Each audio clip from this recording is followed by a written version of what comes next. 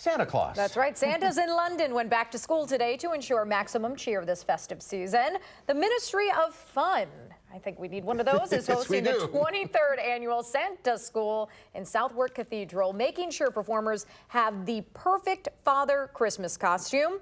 They know the top toys for 2019, and they can answer children's questions. The Santas also learn how to say Merry Christmas in multiple languages and recite the names of all of the reindeer who pull Santa's sleigh.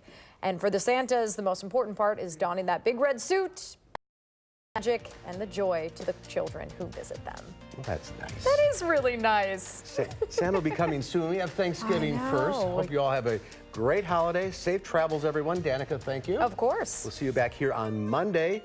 News 3 Now at 5 starts right now.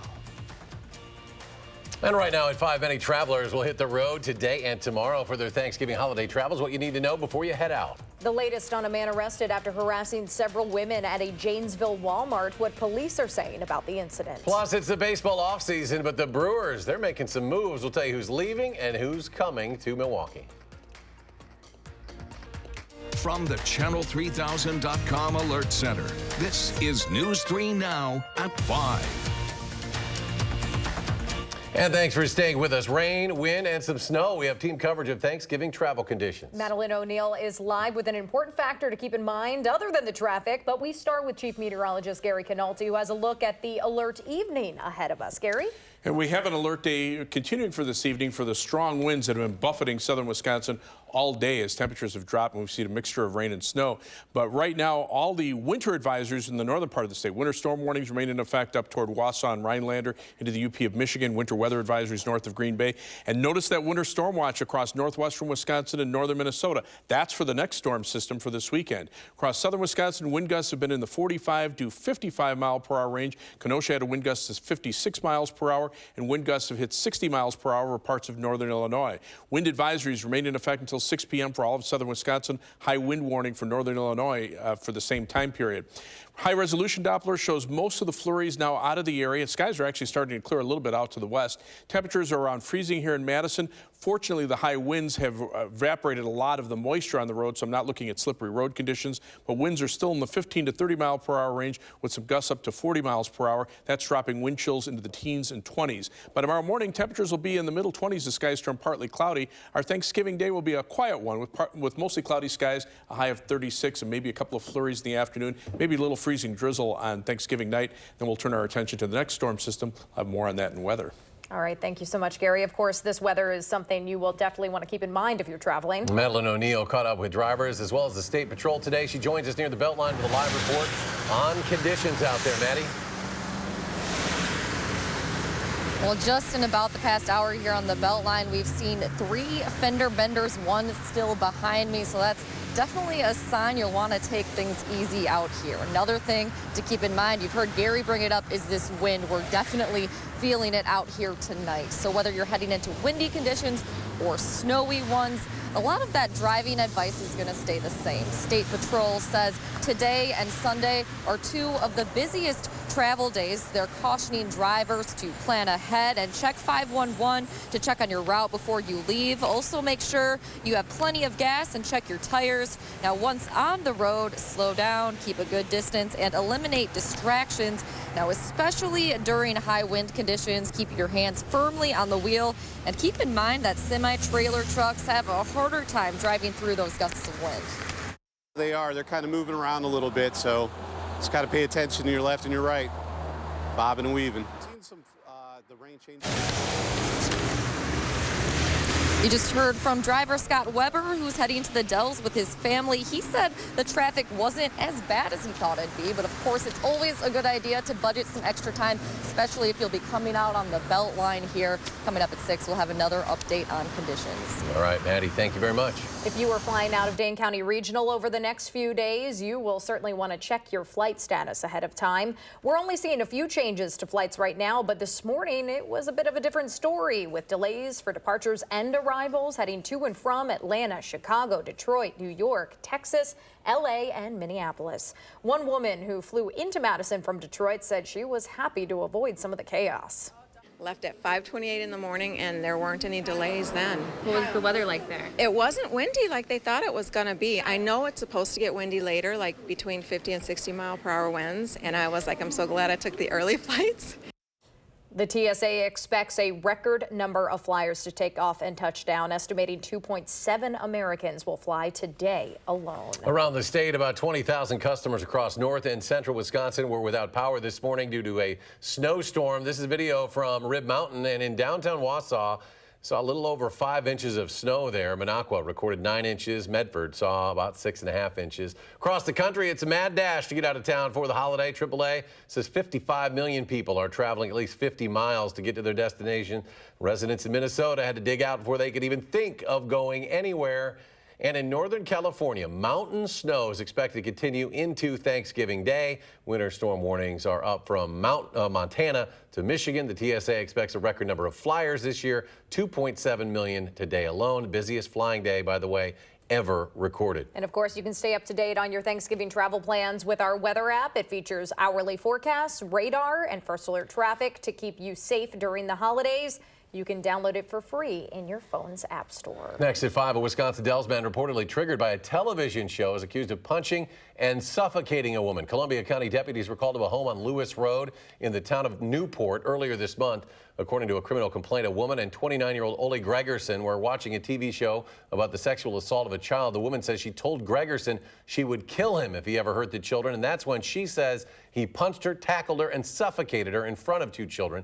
Gregerson faces multiple counts. He's expected to be in court next month. The man accused of kissing and touching women at a Janesville Walmart is now behind bars. Robert Szymanski now faces a $500 cash bail. Rock County reporter Adam Duxter from our bureau at the Janesville Gazette said with how police say they were able to track him down. Adam?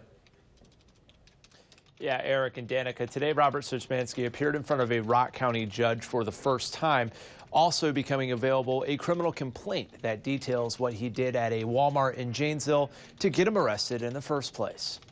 Security footage shows the moment a man in a Janesville Walmart crossed the line, going up to multiple women, offering them money, and kissing them. It's something Detective Chris Busher says is unlike anything he's seen before. Here in Janesville, at least, and at the Walmart, that's not normal behavior for us. Days later, 50-year-old Robert Szymanski in police custody. He's being held on a $500 cash bond and is now banned from Walmart locations in the county. He's also facing charges of physical abuse of a child, which come after he hit a 17-year-old female employee.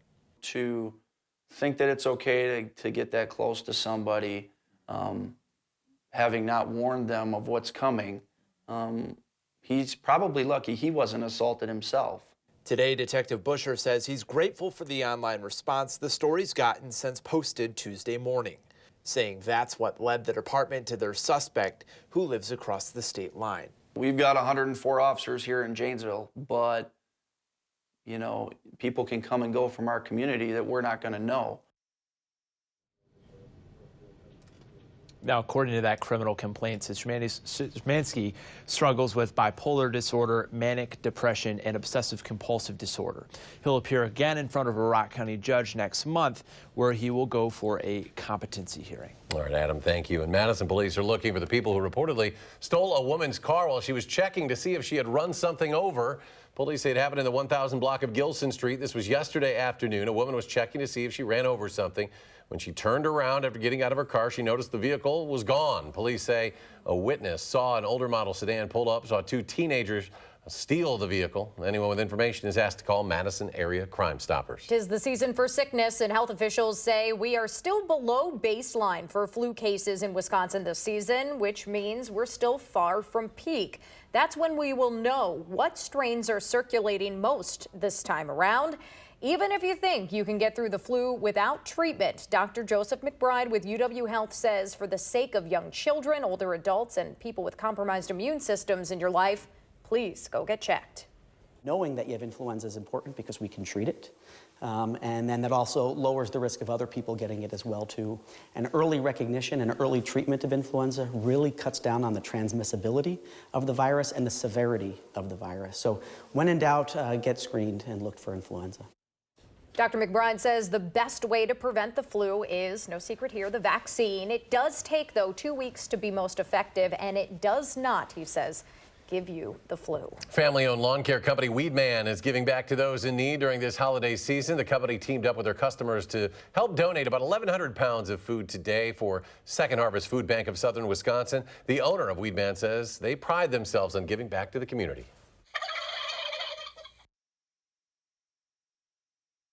Obviously, that's the wrong video. That's not how his voice sounds. Meanwhile, Land O'Lakes donated 40,000 pounds of mac and cheese to Second Harvest as well today. The food donated by Weedman and Land O'Lakes will go to serve 16 counties in southwestern Wisconsin. We apologize for that Thanksgiving blunder there. Maybe off season for the Brewers. The front office making some moves. The Brewers have traded outfielder Trent Grisham and pitcher Zach Davies to the Padres. Milwaukee will receive second baseman Luis Urias and left-handed pitcher Eric Lauer in the trade. The Brewers will open the 2020 season March 26th against the Cubs. That one will be at Miller Park. The 4-3 Badger men's basketball team is off until next week, but Coach Gard knows where they'll be headed around the Thanksgiving holiday next year. Wisconsin will be part of the Fort Myers tip-off in Florida, which takes place November 23rd and 25th, 2020. They'll compete against Butler, Colorado, and South Florida in that tournament. Well, that sounds pretty good compared to what they're dealing with up in the Twin Cities, where the Badgers play their biggest game of the season Saturday afternoon against the Gophers. Before the game kicks off, the snow is going to have to be removed, and hey, if you want to make the trip up there, you can help. Marsden Service welcoming anyone older than 18 to register and earn $14 an hour, shoveling out TCF Bank Stadium before the Big Ten. Before this game to decide the Big Ten West. We'll have live coverage from TCF Bank Stadium on Friday ahead of the matchup between the Badgers and the Gophers. Green Bay Packers legendary quarterback Brett Favre has made his way back to Lambeau Field, but this time it was to coach. The Ladens are from Colorado and have competed in 42 Turkey Bowls. For the NFL's 100th season, McKenna Layden was the winner of the Experiences of a Lifetime, and she wanted her family to play Turkey Bowl number 43 at Lambeau Field. That's pretty cool. Brett Favre was a celebrity coach for the Turkey Bowl, and Packers rookie Rashawn Gary was the other coach. Not sure about that Lambeau leap, though. I know. Took a little help practice from the fans to drag him up over the edge. Maybe he had some turkey ahead of time. Well, there's more to come on News 3 Now at 5 up next. States are cracking down on flavored vaping products. This as vaping-related illnesses continue to rise. Then at 6, we are getting a look at how one of the most popular pie makers in our area is cranking out enough dessert to keep customers thankful this holiday. Jamie Perez will bring us into the mayhem tonight at 6. When stocks close at record highs as they break for the holiday, the Dow up 42, the NASDAQ adds 57, the S&P 500 up a baker's dozen, and we'll be right back. I almost...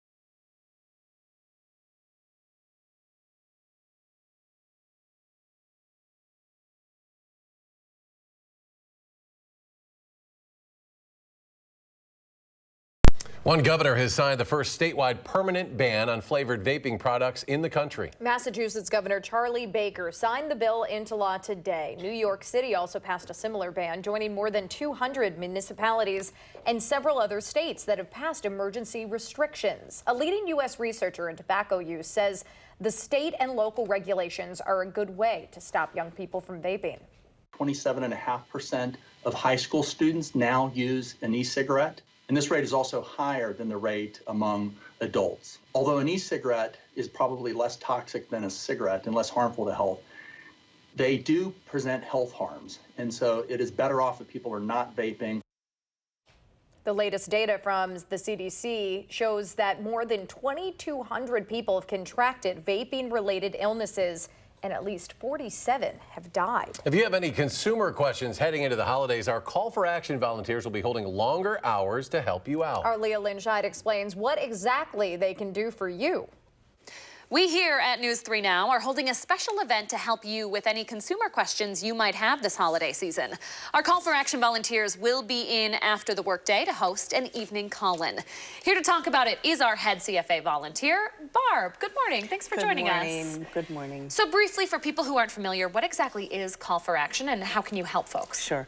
Call for Action is actually a national nonprofit. We're housed here at Channel 3 because you guys are people that want to help the community, as do we. So people call in with all sorts of concerns, whether it is consumer issues, scams that they're not quite sure about how to deal with, lots of telecommunications issues. We have this year alone saved almost $570,000 for people. We have a lot of people with health care issues. We have specialized staff here that in their previous work lives, because most of us are retired, was a public health nurse. So she deals with all of those things. We have people who, one person in particular, who deals with telecommunications, and we have so many of those. It's overwhelming. Oh, I bet. Yeah. What kind of calls are you getting this time of year? We know it's an especially busy time of year for really everybody. Yeah, it is. And this time of year, there are lots of scams. People want money the end of the year for tax write-offs, although I'm not sure we can still do that. But they want money for their nonprofits, and some of them are legitimate and some of them are not. And so we get tons and tons of calls about that. And people have to be very cautious. If they want any personal information, that's when you start to really, question whether this is legitimate or not. But so we help people as best we can. We do a lot of consumer work for people too. So Barb is going to be here Monday night along with our other volunteers helping you with your consumer questions. Now here's the information up on your screen. This is happening Monday night, this coming Monday from 5 until 7. You can give us a call at 608-270-2833 with any consumer questions you have as you get home from work. Give them a call. That number right there on your screen. All right, a lot of folks hitting the road. They have a few things Gary wants you to know before you head out. Gary? Well, if they're hitting the road now, this is actually probably about the best time of the day that we've had, at least weather-wise. 3 things you need to know as this storm system winds down. It'll actually be a quiet Thanksgiving holiday across southern Wisconsin. We'll just look for cloudy skies, maybe a couple of flurries in the afternoon, and maybe a few flurries or a little patchy freezing drizzle at night. I'm not expecting widespread travel problems, but rain or a mix of rain and snow will develop on Friday. It'll turn windy with rain likely on Saturday, so a wet couple of days, and then that changes over to some light snow, and the winds continue strong for Sunday. Not a lot of snow, maybe an inch or two around here, but the timing on this, along with the strong winds and a lot of people out traveling, that could lead to problems on Sunday. Wind advisory remains in effect until 6 p.m. for all of southern Wisconsin. High wind warning across far eastern Iowa and northern Illinois. You can see the widespread view here. Look at some of the wind gusts between 50 and 60 miles per hour or higher across northern Illinois. There was some wind damage reported with trees and power lines down. Milwaukee had a wind gust of 52 miles per hour. Madison's topped out at 44, but the winds will gradually start dying down as we head through the evening. Now to the north, the departing winter storm still has winter storm warnings for north central Wisconsin and the UP of Michigan, a blizzard warning for the Keweenaw Peninsula of Michigan with winter weather advisories to the south. But then out to the west, a winter storm watch has already been issued from Friday into Saturday and Sunday morning for northwestern Wisconsin through much of northern and central Minnesota and parts of the Dakotas for the next winter storm that could bring heavy amounts of snow between 6 and 12 inches up there. Around here, again, I'm thinking an inch or two. This is through the weekend, mainly on Sunday, but we still have an alert day in the forecast because of that.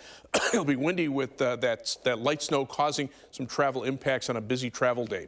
Over the last 5 years, as far as Thanksgiving, we've been up and down as far as what kind of weather we've had. We've been as warm as 55 back in 2015, 23 for the high of the year before that. It was a wet Thanksgiving in 2015 with over an inch of rain. But for tomorrow, a pretty quiet day. Temperatures starting out in the upper 20s. We'll be in the mid-30s by afternoon. Lunchtime temperature right around freezing. And again, maybe a couple of flurries in the afternoon. As we take a look at the live view from the Edgewater Skycam in downtown Madison, pretty quiet out there. The wind is blowing, but at least the rain has stopped, and skies are actually starting to turn partly cloudy. High today of 45 was early this morning. The low temperature 32, and that's where we are now with cloudy skies. Northwesterly winds at 15, gusting to over 30 miles per hour still, and the wind chill dropping to 22 degrees. You can see temperatures around freezing here to the north and west are already in the upper 20s, so expect slightly colder conditions for tonight, mainly because skies will be clearing out. Look for that wind advisory to continue until 6 p.m. High wind warning down to the south. Otherwise, look for skies to gradually turn partly cloudy overnight. Any lingering flurries east of Madison will end. Low at 26. Tomorrow will turn mostly cloudy, maybe a couple of flurries in the afternoon, but a quiet Thanksgiving day with a high of 36. Future track, you can see partly cloudy skies overnight, allowing temperatures to drop into the mid-20s. The clouds move back in during the day, maybe generating a couple of flurries in the afternoon with a high in the middle 30s. Tomorrow night, cloudy skies, a couple of flurries, maybe a little patchy freezing drizzle where temperatures drop just below freezing. And then on Friday, the rain and snow starts to develop in the afternoon. Highs, though, above freezing, so that should keep most of the precipitation from sticking to the ground. But the 7 to 10 day forecast, you can see those temperatures in the 40s on Saturday with wind-driven rain. Sunday, some light snow and windy conditions. And then the rest of next week looks very quiet with temperatures mainly in the 30s, a brief bump in temperatures to the low 40s by Saturday of the following weekend.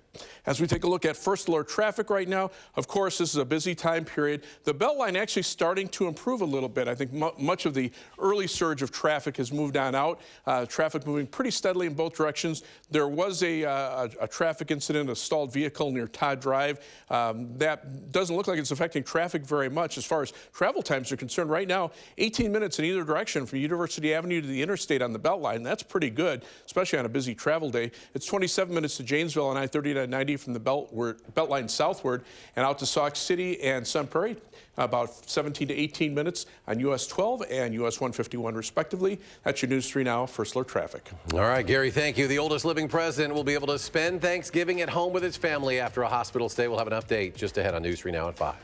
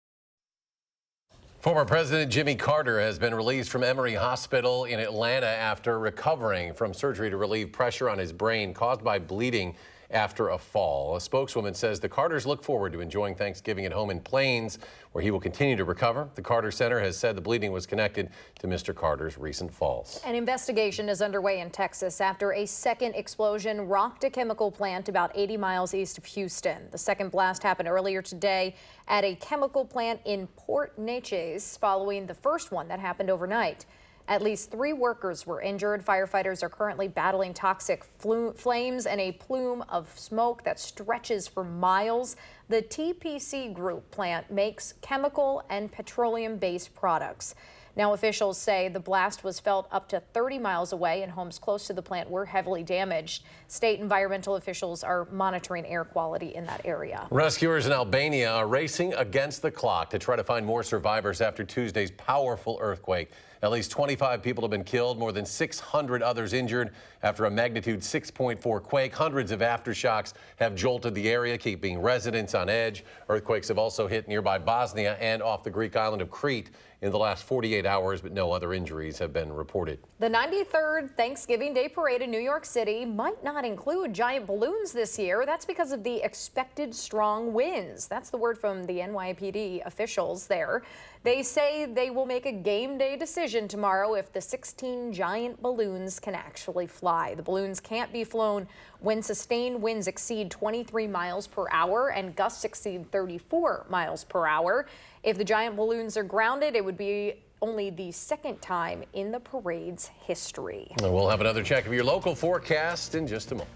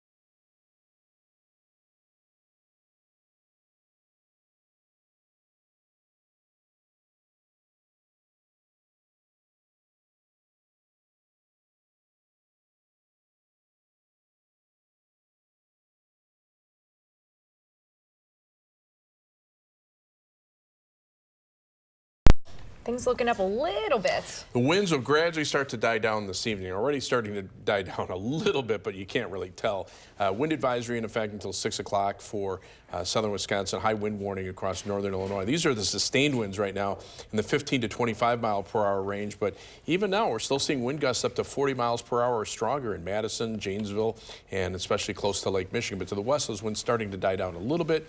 Temperatures are right around freezing here in Madison, but with the strong winds, the wind chills drop into the lower 20s and upper teens. Look for a high of 36 for Thanksgiving, then some rain and snow Friday, rain Saturday, and light snow Sunday. After that, quiet weather for next week as everybody goes back to work. Unfortunately, it's not when we're traveling. More updates in 30 minutes. CBS Evening News is next.